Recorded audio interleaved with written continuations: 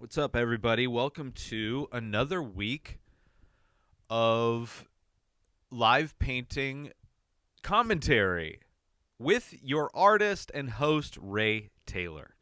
That is me. I am me. Hello, everybody. Hope everybody's having a good day, a good week.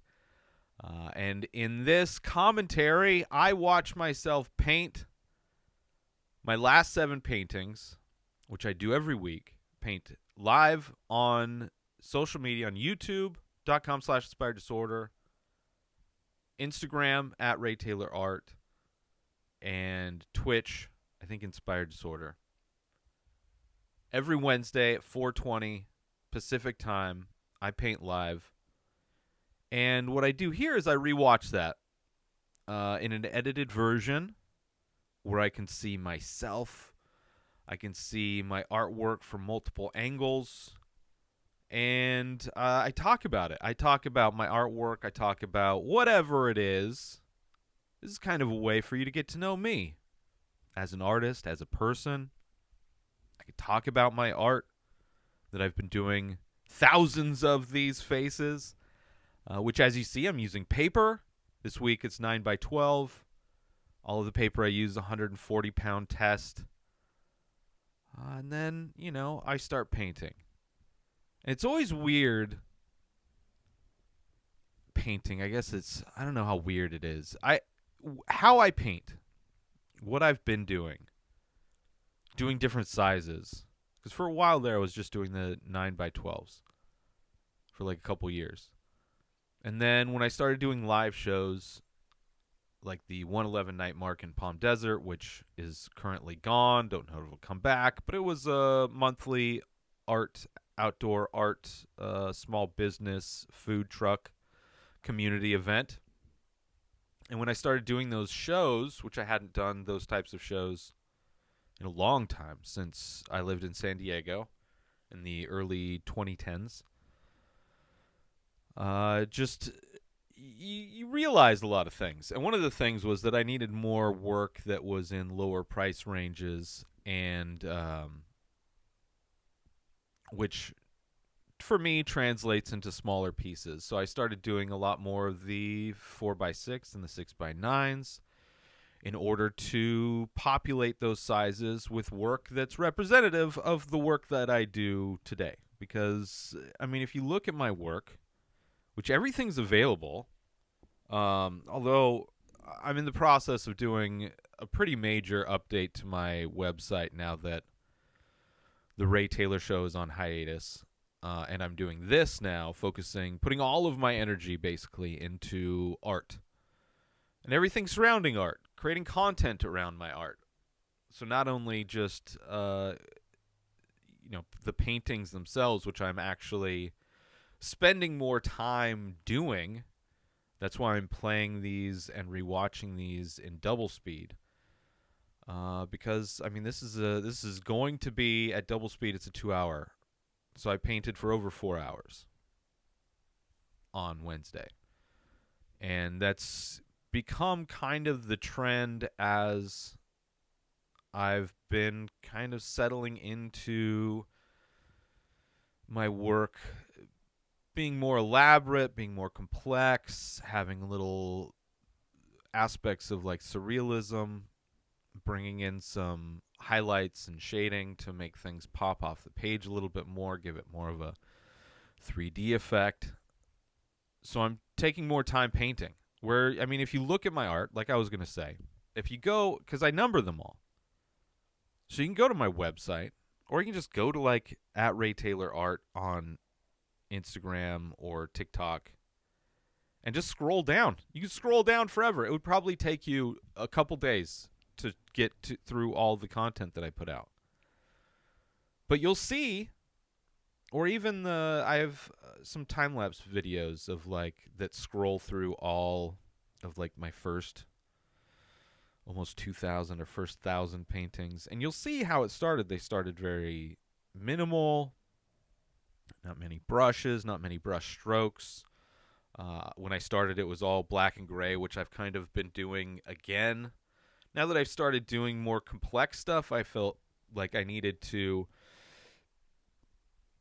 kind of minimize other aspects, to restrict other aspects of how I work.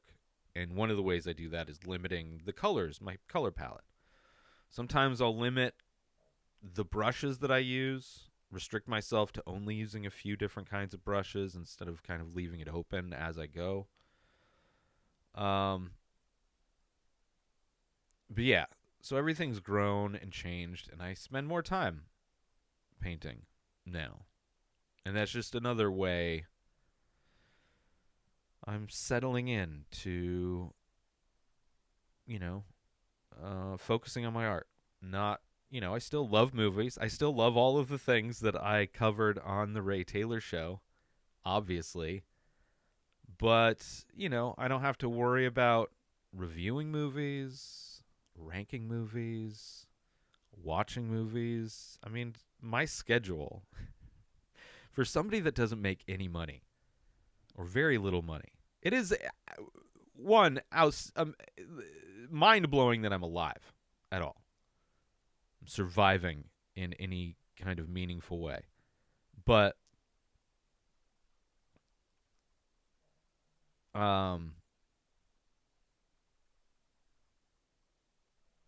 I forgot. Oh, I kind of forgot where my train of thought was gonna go. Something about my art, doing it a lot. Damn it, I can't rewind this. This is I'm going back to my roots. Not only using black and gray ink to do my paintings, but going back to my roots in podcasting in many ways doing this, where it's just no preparation. Just turn on the mics, turn on my H4n recorder, hit record on a refurbished iPhone 7, and then watch edited video. Which this week, the second week I've done this, the whole editing process kind of went smoother because I do everything using iMovie. And to do all of this picture-in-picture stuff means that I have to do I do it a very if I just had a decent video editing software that allowed you to do more than just one layer of video on top of another, or one layer of anything really, I'd probably get it done a lot faster. But it is what it is. It's not that bad. And most of it's just waiting for things to render. The actual editing is pretty fast. It's just as fast as, if not more so, all the editing I do for the social media videos that I do.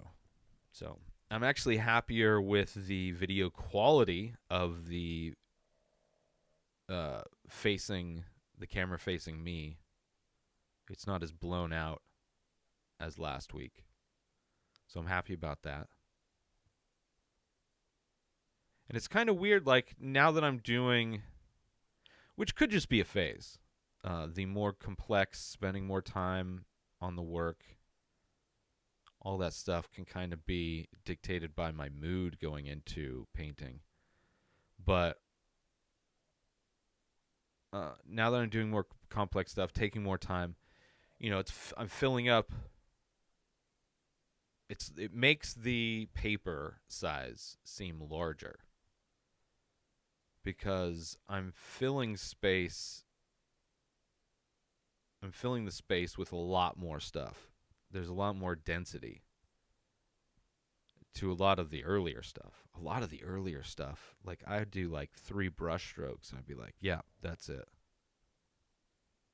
It was just the early days. I didn't know what I was doing. Not that I even know what I'm doing now. Just, trying to work in the moment because that's how I like to work. I like to start and finish a painting in one sitting. That's why I don't work with acrylics anymore. Although I've kind of been thinking maybe on the side doing, you know, work on, because I have canvas and I have paint. And I think if I spent time doing it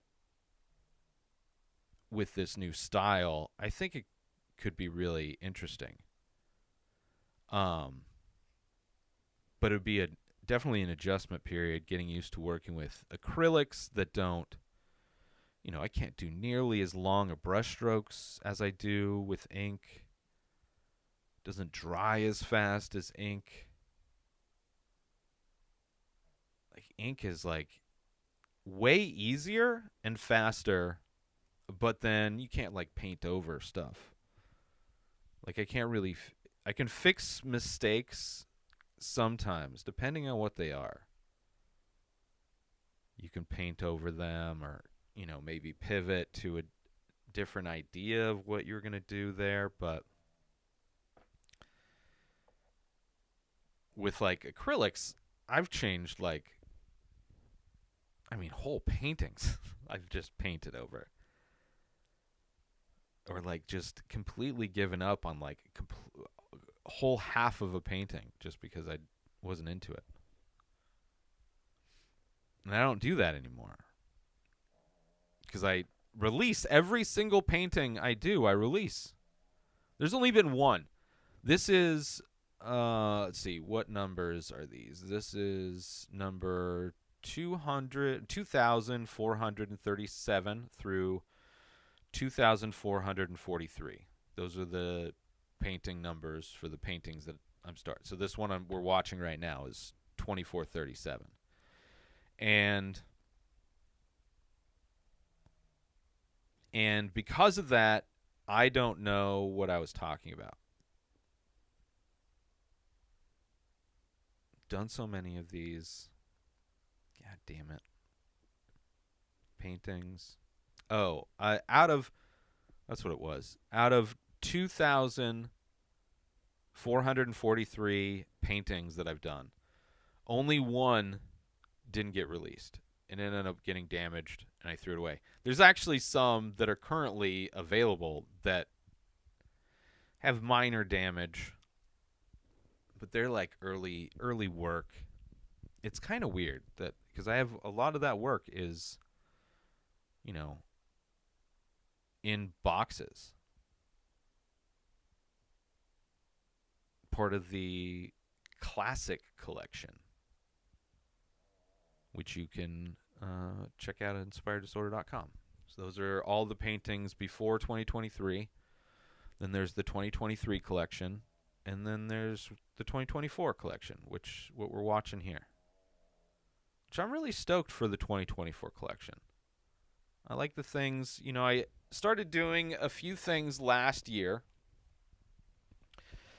And I talked about some of that, kind of using one of the brushes to make those like teardrop slash, almost kind of gives it a feather look, or fangs, teeth. I started doing that a lot. I started doing just more in general. The density, definitely.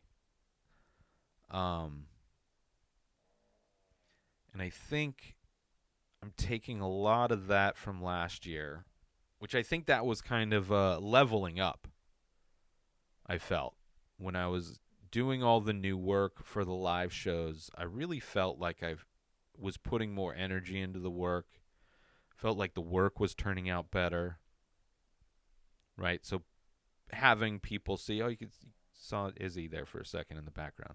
You probably see her walking back and forth a bunch during this. What was I saying?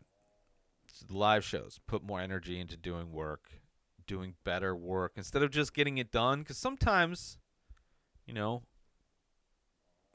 life, in everything, you just don't feel like doing the thing, even if you're like really passionate about it, like art.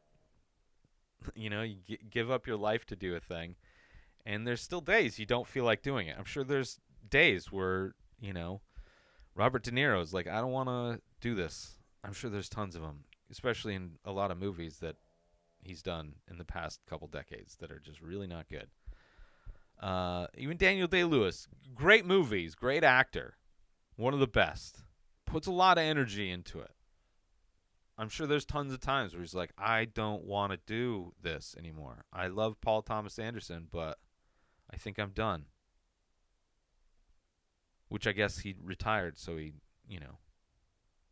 did the thing as much as he wanted. But although the whole use of retirement in entertainment is so ridiculous.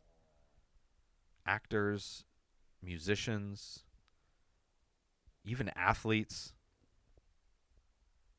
they all come back. Most of them. I mean, it's rare that you hear actors retire. Usually you just see them, or usually you just don't see them anymore. But one thing I need to change. Saw it just happen there. I forgot to do I did the autofocus for the commentary video, which is going to be popping back up here soon. But I forgot to do I haven't done the lock on the over-the-shoulder camera. So you'll see it refocus throughout this when I get kind of lean over. And there's Izzy. Oh, maybe you can't see her. I don't know. Izzy is a very old dog. I love her very much. And it's going to be very sad when she's gone. But yeah, so, I'm happy with the past couple weeks of paintings, the 4x6s, the 6x9s. I'm happy with them. But I think the batch that I did, the 3 weeks I did before, I think were better. And I think these 9x12s that we're going to see here, starting off with this one, are more reminiscent of that last batch than the last 14 paintings that I've done, I would say. And I think part of that is just my headspace going into the last couple weeks of painting have been kind of rushed. I felt like I just had a lot of stuff I was doing before I started recording, and then setting up just in time to start recording to paint, and maybe not settling in as much. I think I did it last week. I think the 4x6s were the least I was in it, and then last week 6x9s a little bit more, maybe happy, and then these I was pretty much in it, I think. And I'm happy with the work I did this week. They're pretty cool. Pretty happy with it. I didn't use any color. Last week I used a little bit of color in some of them. Very little, though. And not necessarily as much as I do when I'm doing when I was doing the full color ones, which I'll get back to. I'm just in a mood right now, kind of focusing on filling up the page more than dealing with color. That's one of the restrictions I'm putting on myself, is limiting the inks. Even though I have all the inks out, you can see them there, and they're all, shaken, lids are ready to go, they're ready to be used. So if I feel like using them, I can. But for the past, probably couple months, it's been nice just doing. I don't know if you can hear Izzy in the background snoring, but it's been nice. It's been nice not having to think about that aspect of it, and just kind of more focused on the brushes and how I want to try and fill the page with, using them and stuff. I don't know. I didn't do any notes. This is kind of a fast turnaround. I recorded last week's commentary, which is out, and I didn't do any promotional clips for it yet. I uploaded everything to Opus Clip, the service that I use that kind of generates social media clips for me, that I used for my podcast for a couple months before I ended it. Very effective. It's not perfect, but it's very effective. Didn't go through them or edit them. Kind of looked to see how it kind of functions, because I'd always uploaded vertical video and this is horizontal video. And I wanted to see what my options were, what it was going to look like, what the restrictions would be. So I educated myself on that, but I didn't sit down and take the time to go through, because it came up with, I had to split the entire replay up into 3 separate videos because they were too big. And each clip, so 3 separate clips, each clip came back with 30 social media videos for me to look through. And usually I have to tweak them a little bit. I mean, for these, I'll definitely have to tweak the visual, the editing, where it's the video's going to be focused throughout the videos. Definitely going to be more editing involved with these than the podcast one, because it's horizontal video. But still, to be able to just generate a ton of clips, so I've got 90 clips I need to go through. And then out of that, I'll probably get 30. And I don't need 30 clips. Let's say even say I get 10.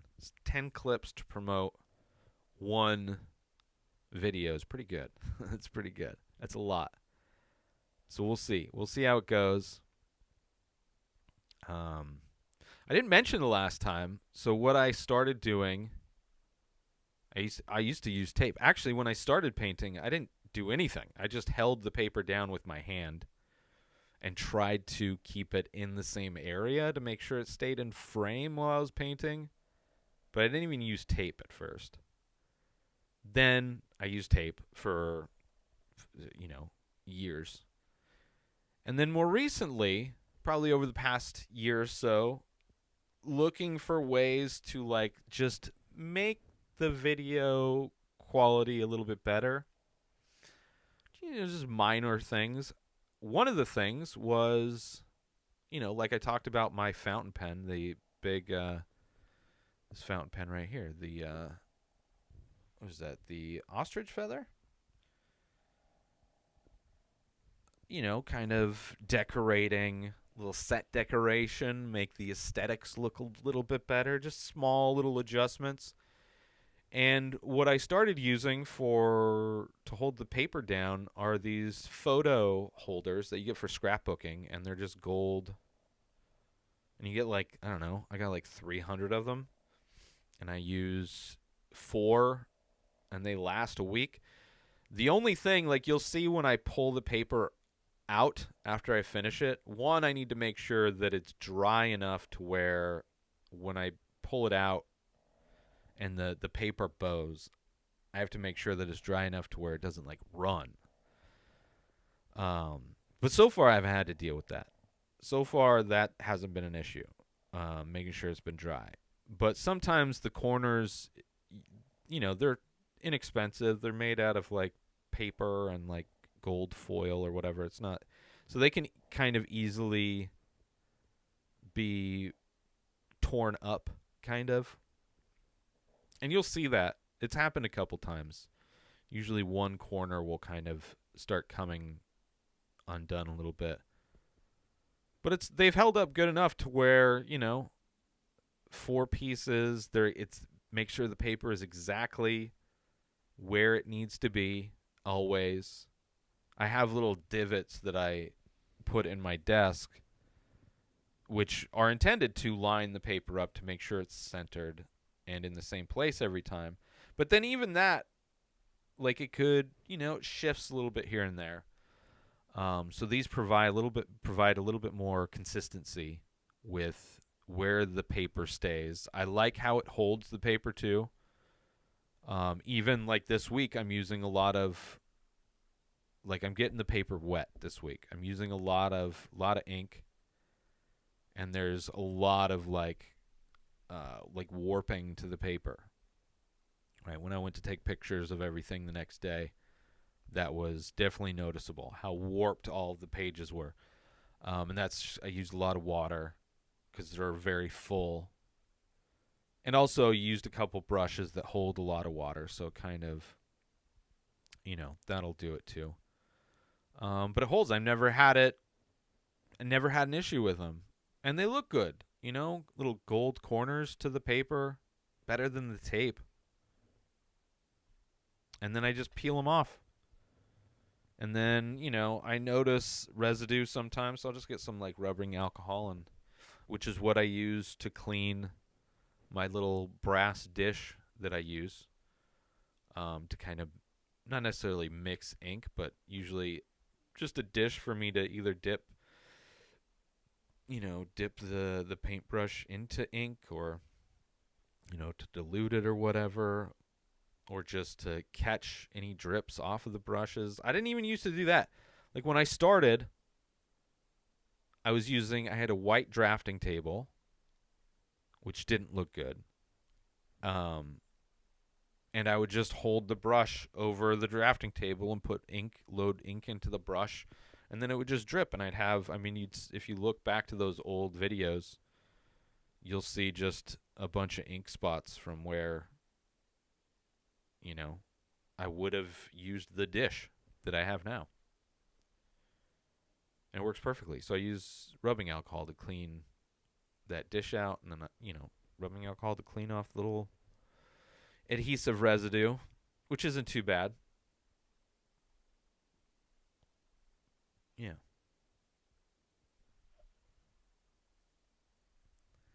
This one I kind of enjoy because I got the doing that black line kind of going across for the top of the lip, almost looking like a mustache. Could be like a mustache. Going across, maybe like a thin handlebar mustache, maybe. I do that sometimes where I'll like want to cross lines in a way that doesn't go with the flow of the other line, like going perpendicular almost, which like that one is. Sometimes it doesn't work out. Sometimes I think it works out in this one.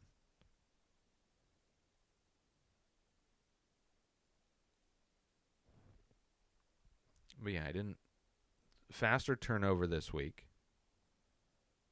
I just recorded, I guess it was Sunday that I recorded the last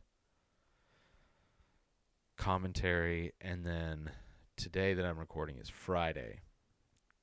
So I painted Wednesday, edited all the social media videos yesterday, and then today I'm recording this. And going into today, unlike last week, I was kind of like procrastinating. It was the first one, so I kind of had that kind of like, that paralysis thing, when you need to get shit done. The more you need to get it done, the less you're compelled to do the thing. But I did it. Like, I have tricks to kind of get myself to, turn my brain off and not think about it, which for me is setting up. Like, I don't want to do the thing. I never want to do the thing. Similar to like the UGC stuff, the user-generated content stuff that I've done, where I take pictures with products, take pictures of myself with products, or do reviews or whatever. I don't want to do that stuff. But I make money, get free products. So to kind of trick myself, I just set up. Because setup is like whatever. Like, the idea is like, I'm going to set it up so when I do feel like it, it's ready to go. And usually, and I can like turn my brain off while I'm setting up. I'm not thinking about doing the thing. I'm just thinking about setting up, which is good to kind of focus on setting up, making sure the setup is right. Whether you're painting or cooking, making sure everything's prepped, You got all the tools you need. You got the space you need. The dishes are ready. Stuff's clean, ready to go.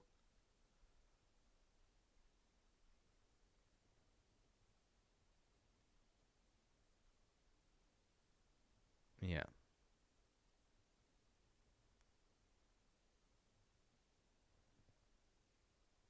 Yeah, sometimes you just don't feel like doing it. But usually, like if you're going through the hassle of setting up, like this, I do this. It works when I'm cooking too, right? Because I started cooking. I talked about a little bit my intermittent fasting. I've lost like 30 pounds, more than 30 pounds now. Um, I fast 2 days, eat 5 days, and in those 5 days, uh, I only eat from noon to 8 p.m. And I signed up for one of those meal prep things. You get them in the mail, give you all the ingredients you need and the recipes, and you make it. Sometimes I don't feel like cooking. But and I've noticed that it's similar to like when I don't feel like recording a commentary or doing anything, doing a product review or an unboxing video. Just setting up is enough to kind of trick me into just like, because once it's set up, it's like, well, I guess that's done. So I guess I can just start. Just usually it just like leads right into me just working. Oh, so this week also, now that I'm watching what I'm doing here, I started using. I talked about. Pretty sure I talked about last commentary that I have this big bucket of like sponges that have like different shapes that I got from Michael's like forever ago. Actually, not even that long. Actually, last summer. And I hadn't used them until this week. And I started using, I think, just the triangles. I went through and organized them all yesterday. I think I did that. Maybe the day before yesterday. Just because they're just a big, just a bag of like all these different shapes. So there's circles, there's triangles, there are like trapezoids, I guess maybe you'd call them. It's been a while since I've been in geometry. There are squares. There are 5-pointed stars, 6-pointed stars, 4-pointed stars. What else? Circles, different sized circles. So I think that's it. So, and I enjoyed using the triangles this week. Um, really do. Like there is something about having like just repeated shapes and patterns that is just so, it's like almost cheating for having a level of like an aesthetic, being like aesthetically pleasing. I think a lot of repetition and that stuff can kind of make up for that. I don't know. Maybe that's just my excuse for doing it. But and seeing things like uniform and clean on some level is also, like actually seeing the triangle shape, a circular shape.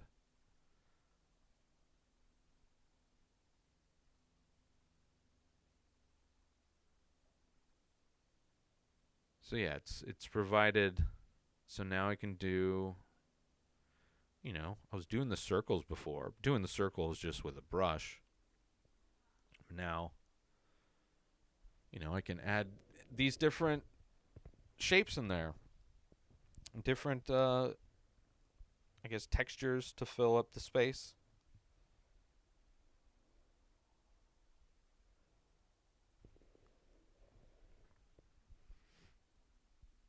doing a little shading on the bubbles. Pupil.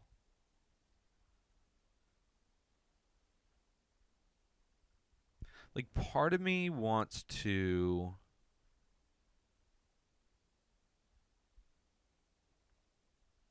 study faces and maybe just start doing like photorealistic portrait drawings in my sketchbook to like just fine tune the different, maybe not fine tune, but maybe what I would probably get out of it is new ways to portray a face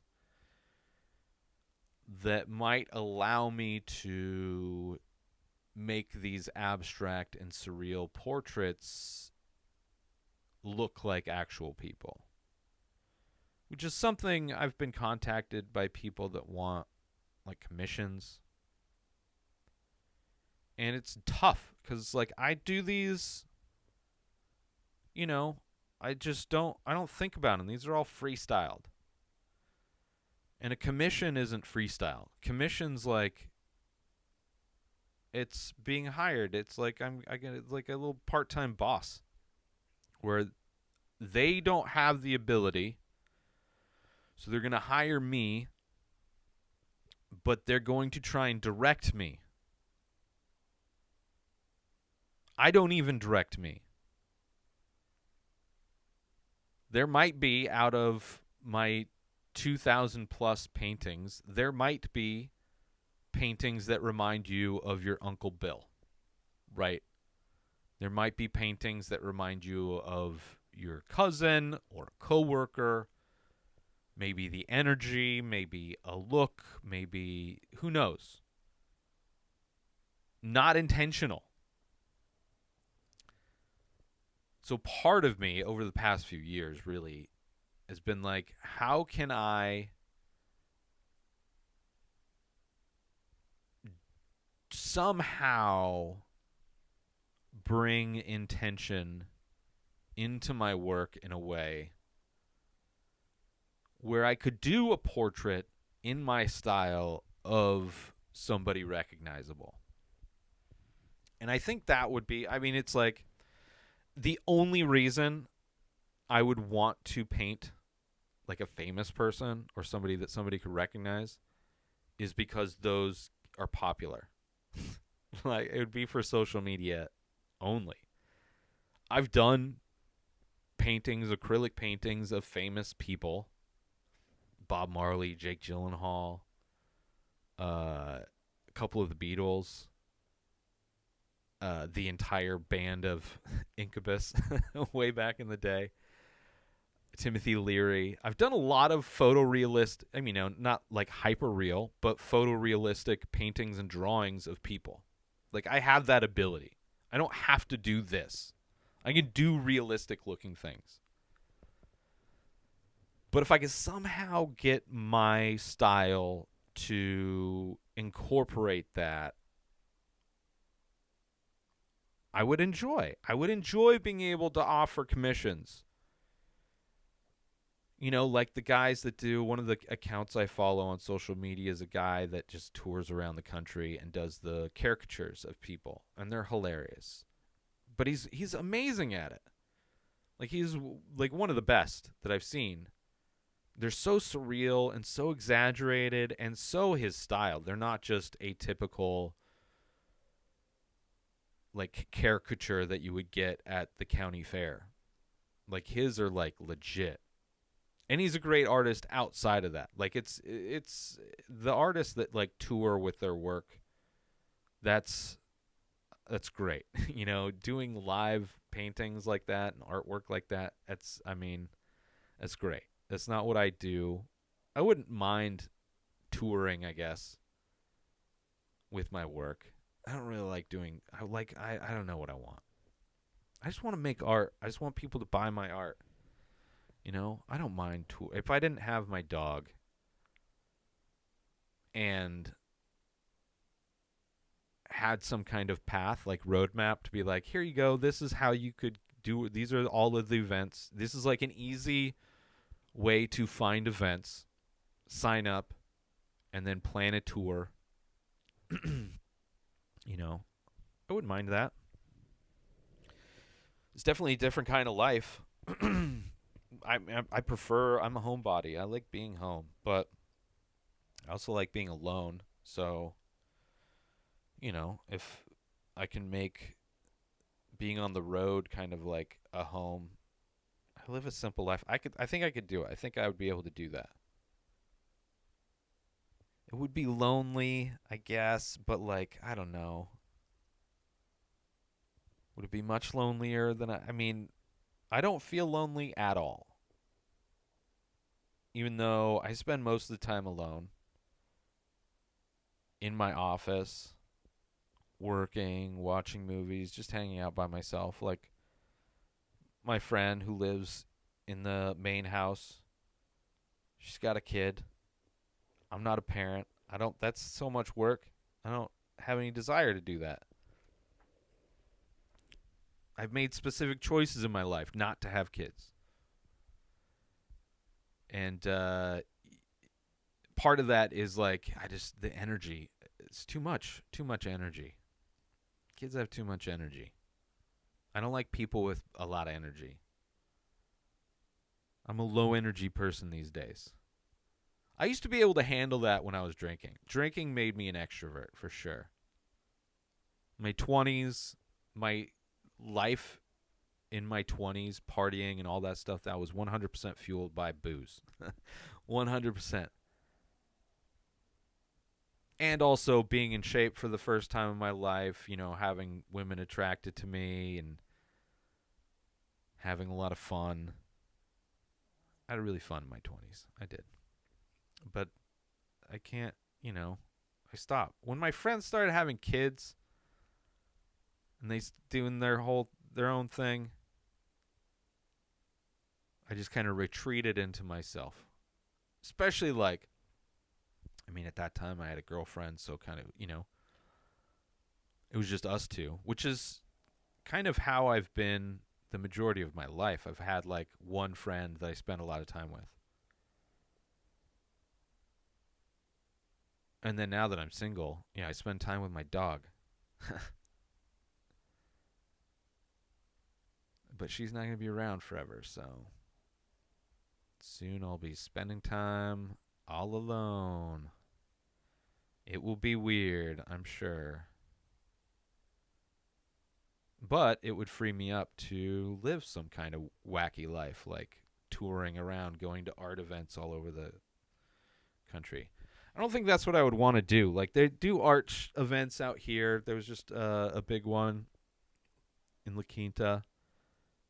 And, or maybe not the big one, but there's a couple of them. And you see, like, these people, they show up, they have trailers that are, like, wrapped with their, website, all these artists. Their booths. I mean, if you look at my booth, pictures of my booth, I love my booth setup. It's very simple. You can go back and look at the booths that I had in San Diego when I was doing Ray at Night. A lot more elaborate, a lot messier. And then the newer stuff, especially because the work I'm doing now, it's clean, open, very easy, super easy to unpack and pack, set up. And then you have these people that have like their trailers and they show up to these art events and they have like walls, not only exterior walls for their canopies, but like interior walls that are like carpeted walls and all of these things. Like, it's very, it's like, it seems like people that have a lot of disposable income on some level. I mean, I guess not. I mean, they're traveling. I don't know how much they travel. I've never talked to them. Just like every other community I've been a part of, I've never felt never felt like, I don't know if welcome's the part, but I've never really felt like I fit in anywhere. Um, like even in art communities, I don't really feel like I fit in necessarily. Or I will for like a little bit, and then something will happen. I'm like, oh, I guess I don't. I guess I am on the outside. Um, but yeah, so I've never talked to them, so I don't know if they're from like out of state. They're doing this all over the country. I would imagine they do. I mean, you got this big thing. You're not just going to be going to with like L.A., Palm Springs, San Diego. I mean, I'm sure Vegas has big events, and I'm sure they're probably doing good. I don't know if there's like it's like seasonal stuff.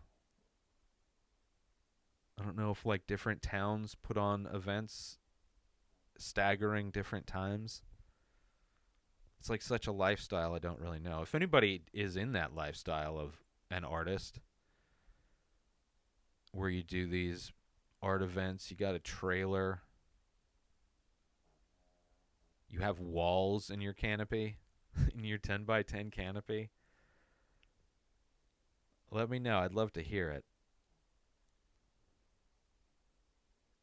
I don't know.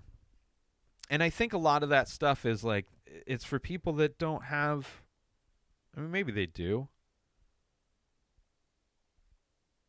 but I don't know. Have a massive portfolio. Like, how many of them have thousands of work that's ready to go? Because usually you'll go and there'll be like 10 paintings framed on the walls, and then they'll have a bunch of prints. And they're probably making their money with the prints. I know in these smaller shows, a buddy of mine uh, makes most of his money doing prints and stickers. I was literally, and that's what I had planned on doing going back into the fall. I thought, oh, as things start cooling down in the desert, there's going to be more art events for me to do, which would be great. You know, I've been able to upgrade stuff, got myself a battery backup thing so that I can have my TV running regardless of power supplied by the event. I got my lights I can put on whenever I want. I just like completely independent of anything. I can handle all these events, can display all my work. And I started offering prints. This is a big thing. There's a show coming up. And for every original piece I brought, I wanted to have the print available. So I could have half of one side of my canopy have the prints, the other side be the originals, and both being different, right? So half of the originals are in storage, and then the print versions of those originals that are in storage, those are on display. You know, so it looked like I had 400 pieces for sale, but half of them were prints. And the print quality of my prints, because I do them myself, they're on the same paper that I use for the originals. And I use a high quality Canon printer. You can't even tell. It's crazy. But I haven't done any shows. The last event I did was the group art show in August of last year, which I just saw the guy who runs Flat Black Gallery in Palm Desert. Shout out. Who does the summertime art show, group show. Hopefully I get invited. He just announced that they're getting ready to do this year's, which is happening in like June, I think, happening a little bit sooner. Hopefully he reaches out. I'm 100%, I'm going to, I saw it today. So it's only a matter of time where I'm at night, high on an edible, whatever. I'd be like, I need to hit up Pete. I think his name's Pete. I need to hit him up and make sure he hasn't forgotten about me. But even that, like, I mean, it seemed like everything went well. I don't know how many people gave a fuck about my work that was part of the show. You know, I w- I was happy with the piece that I submitted. It was a tough time for me. Like literally the month before I found out my mom passed away. And before I could like I kind of took a break from everything obviously. And I had to come back to painting sooner than I had wanted because I needed to start doing paintings for the summertime art show that was taking place in August. And I wanted to do a bunch so I could have a collection to choose one from. And I think I ended up doing 21 of them. And they were like, I was spending the same amount of time as I was doing these, like 30 minutes. Definitely a lot more involved. I mean, it's a huge space. I was doing like 18 by 24. It's big. It's like 4 times as big as this. And so much. This year, if I'm lucky enough to be invited to participate again, which I hope I can, it'd be nice. Um, I'm definitely gonna do it different. I mean, I'm still gonna do a bunch of paintings, but like even that, like I was rushed. I didn't feel good. It was literally painful to do the paintings because like bending over my desk to do these, bending over for a half hour at a time, painting, taking a little bit of a break, taking like maybe another half hour break, then going back to paint, bending over for a half hour. And I didn't do 7 when I was doing. I think I did like 4, 3 maybe at a clip at a time. But like this time, I would be like, I would settle into it way more. Settle into it. I'm implementing so many things now that like the work would be different. And I might do a thing where since it's so big, I might like section it off and do like since it's 4 of these, like I could do 4 9 by 12 size faces on the same page. I could also mix it up and do like it could almost be like a crowd of faces. And one thing that would do, it being a group show, is that I think my art reads a lot better to the audience when you can see all of my work, or at least multiples, because you kind of need to understand what I'm doing and the faces that I'm doing and what kind of the faces look like before you can like see them, understand that it's in everyone.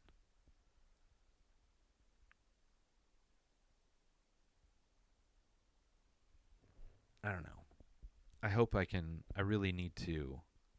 I'm like compelled to do it live while I'm recording this. Uh, yeah, send him a DM. See, look, my head gets in the way, and now the camera's like, do I focus on this dude's melon or do I focus on whatever the hell he's this giant eyeball with triangles everywhere? See, like this, the triangles, I like the way the triangles are working out, right? They almost have this like, it's almost kind of like this pixelated nature to it, right? Where there's some uniformity, but then they kind of fall apart in some areas. But like it gives like a nice texture. I mean, parts of it almost look like tire treads. But I like the texture because it's like it's uniform, it's clean. But then when you look at it, when you get close, like all of this, it's like messy and dirty and raw, right? From like this camera angle at a distance, like it all looks crisp. But then when you zoom in, you look at it, like it's all messy, which I like. I like raw. I like messy. I have a lot of respect for people that do like, you know, that do hyper realism. I mean, technique wise, it's amazing, but for me, it feels like they lack creativity, which I'm sure would be insulting to somebody that does that kind of art. And I don't mean that to be insulting, but it's like, I mean, artists, I think a lot of art kind of balances. There's, stuff that there's a spectrum, right? Technique on the spectrum, creativity, right? And hyperrealism is on the far extremes of technique, because it's not, you're trying to make things look real, like a photo. There's no creativity in that necessarily. You're not imagining, you're not filtering reality through some lens. And maybe some of them are in certain things, using colors and all that kind of stuff. I'm sure there's ways in which they're creative. But as a generality, and I'm sure there's people that do like surrealism that's like hyper real and it's amazing and very creative. But the idea of hyperrealism is more of a technique, in my opinion. And then there's stuff like, Basquiat. It's messy, childlike. There's stuff like, the drip paint guy. I'm blanking on his name. Messy, chaotic. And I like that. I like raw. I grew up in the 90s, grunge, industrial, punk.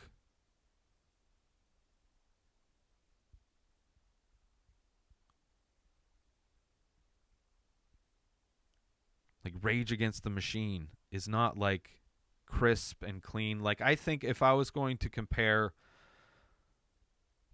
the emotions, the feelings I get looking at hyperrealism versus,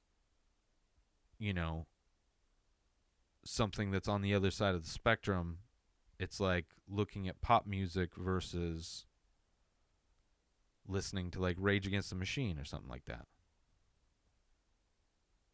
I don't know. I mean, I've always been inspired by kind of that DIY, messy, punk rock, Dadaism, whether it's from like independent film, whether it's music. I just have a love for like something that can look ugly, especially if you're like up close and personal. But then, you take a couple steps back and things kind of get into focus. You change your perspective and it comes together. And I like that. You see that, I think, similarly, are like, there's these like installation artists, these like 3D sculpture artists that like look like you're looking at a pile of trash, but then when you walk around the pile of trash and you look at it from a very specific angle, all the trash lines up to look like a portrait of a person or something like that. Like, it's very, there's a lot of, I love art like that kind of three-dimensional, that plays around with your perspective in a three-dimensional space. It is very inventive. But that idea of like, and stuff with like Monet. I mean, there's a lot of paintings that are like that, I guess. When you look up close, they're messy. And then there's artists like the buddy I was talking about colorblind artist who does things extremely clean. It's more of like an illustration style, kind of surrealism. Very clean though. Not messy at all. Like he makes art very differently than I make art, despite the fact that we're both colorblind. And I think that's just ways people choose to make art. I think it's a very controlled way to make art in that way that he does, and a lot of way artists do. Very similar to like a lot of Procreate artists, which is it's interesting. I don't have anything against it. I mean, I kind of do on a personal level. Like, I'm against it for me to do that, to make art in that way. And I think for me, I mean, I have my own reasons. And I love digital art. I love Photoshop. But, I just feel like I'm losing the connection. Like, doing art and things on Photoshop, I like doing some of that stuff, but it doesn't have the soul that a piece has, in my opinion, when you're like creating it. Like, I start off with a white piece of paper, and then I'm putting ink, I'm bleeding ink into the paper using brushes and water. Right? The way the ink and water react to the paper, the way it bleeds, the way it comes off a brush, maybe pools up, clouds up in a space. Like, there's chaos in that I don't have control over. I have some control, but like to play in that chaos, I enjoy. Which I think is similar in a lot of ways to David Cho's, another artist that I really enjoy. Which I think, the differences would be like, I have not done a lot of mural painting. I've done it in the past, like maybe once or twice. I've done like a mural, so I don't have experience specifically, but I follow a lot of artists that do murals, and there's a lot of ways you can do murals. I think the majority of people do murals in the same way I did the mural that I did, is you do some form of gridding. You find a way to enlarge, you do a sketch, you find a way to enlarge that sketch onto the larger piece. And for me, back then, there weren't projectors and stuff like that. Smartphones didn't exist. I had to grid it out.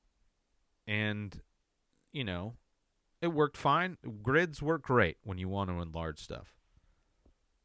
But now you have, artists that do amazing work. Just absolutely amazing work. Especially, these artists that do, these gigantic murals, and they are just mind-blowing. But for me, the idea of, using a tablet to, some artists will use, a doodle grid, right, which is kind of similar to a normal grid, but it works with smartphones and stuff like that. And that's great. Using a projector to make things big, great. Working an image on your computer, on your tablet, to perfect all of the compositions and do everything to perfection.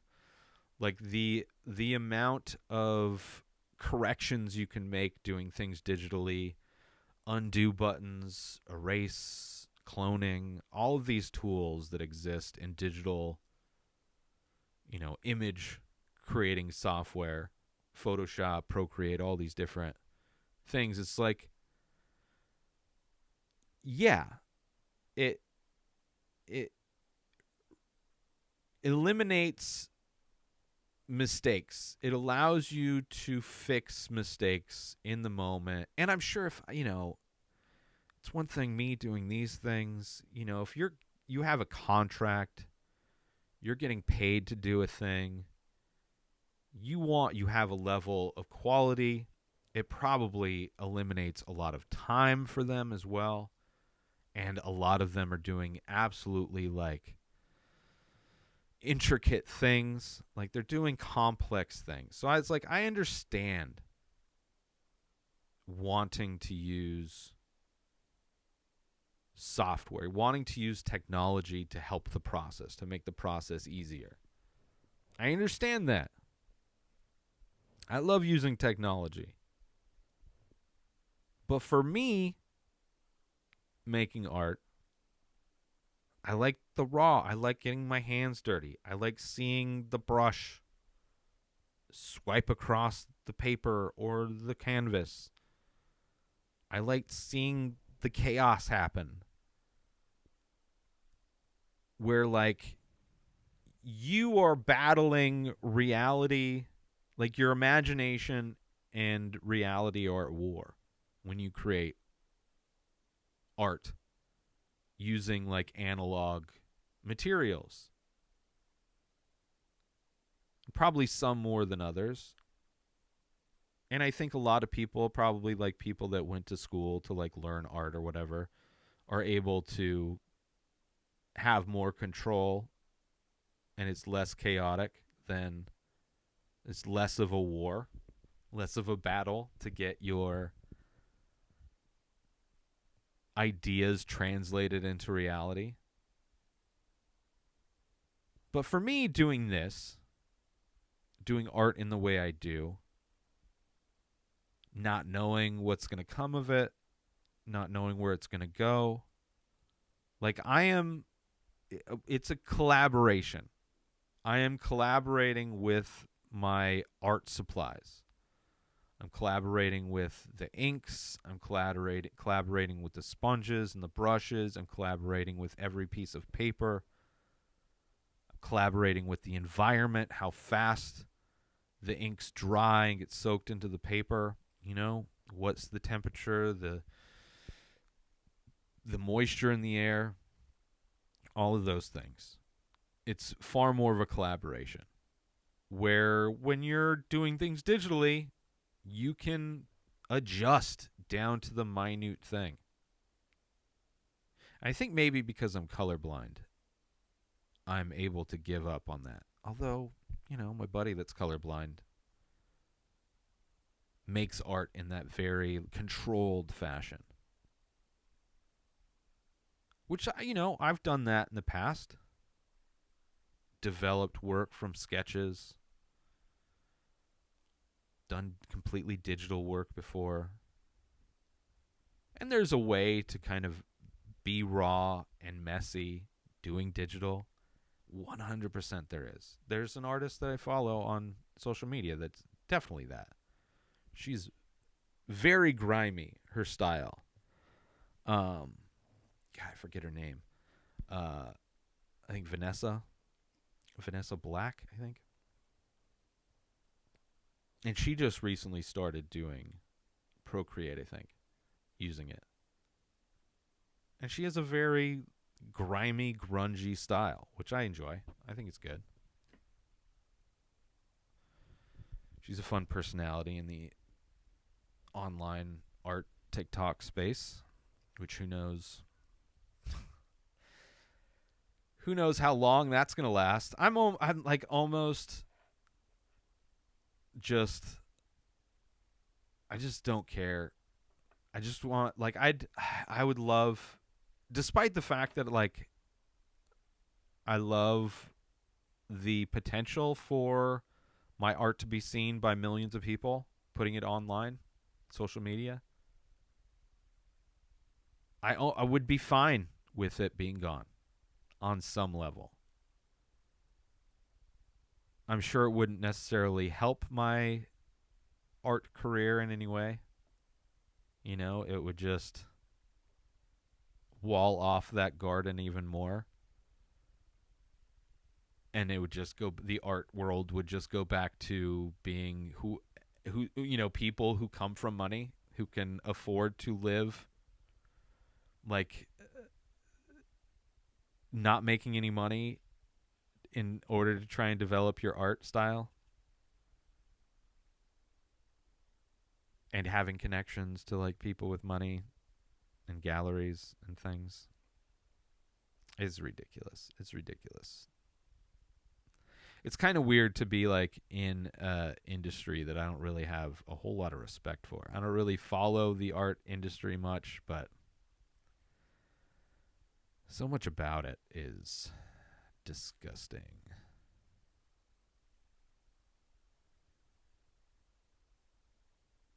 It's probably why I don't feel like I fit in there. I don't know. Something about it. Like I like making the work. I would like to survive making the work, which means I have to sell my work. But like I don't know. It'd be nice to be like, "Oh, that family friend has a gallery. Why don't you just go set them up? They can get you in contact with other. We have this, oh, my doctor friend. He's got this dealer. He's gonna hook you up. He's gonna, he, tell you what you need to do, get you started. And then for everybody else, it's just like I don't know. I'm just gonna make art and put it online. Maybe see if there's some events nearby that I can attend to get people to see my work.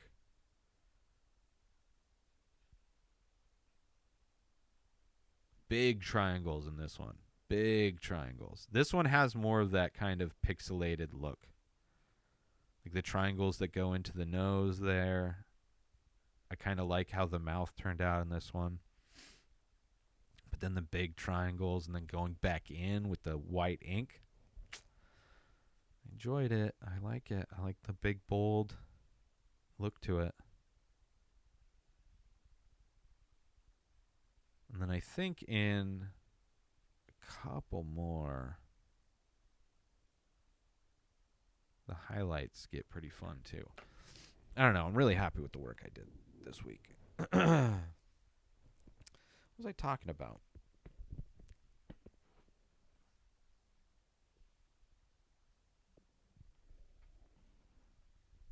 I don't know. Different kinds of art.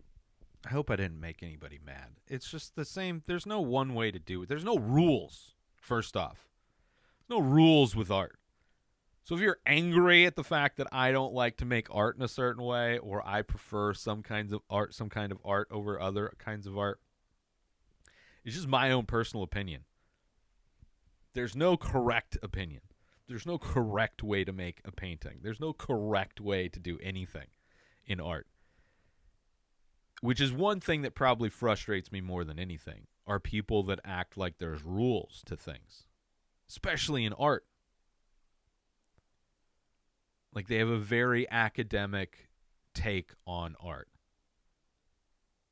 And I don't agree with that at all. I remember I took like an art history class in like junior college, which I only showed up to like one or two classes. And I remember, I think it was like the first one I went into, probably the only one. And they were talking about, statues in like ancient Egypt or whatever. And talking about what it meant for the thumb to be sticking out versus rolled in or whatever. Like there's a position of the thumb, this trend in the way the thumbs were portrayed in statues that changed. And they go on about this whole thing about like what it meant for the thumb to be in versus out. And I was like, this is such bullshit. Because it's a trend, first off. So if like sculptors of the time see hands done in a certain way, a lot of people are going to be doing hands that way. And then, because it's like this quote unquote rule. And then somebody's like, hey, wouldn't it be cool if we like showed the hand in a different position. You know, like somebody else became creative director of the pyramids at the time. So they changed. And it has nothing, there's no message there. Like not everything is communicating a specific message.